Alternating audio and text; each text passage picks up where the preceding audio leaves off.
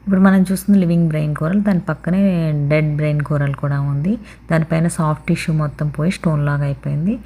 ఇక్కడ మనం చూసేవన్నీ dead కోరల్సే. 24 hours water లేకపోయినా ఎవరైనా టచ్ చేసినా ఇవి చనిపోతాయి. చనిపోయి ఇవి రాక్స్‌లా ఫామ్ అయిపోతాయి. ఇక్కడ మనం నడిచేదంతా డెడ్ కోరల్స్ పైనే.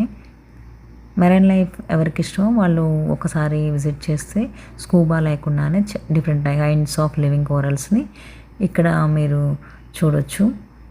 చూసి ఎంజాయ్ చేస్తారు.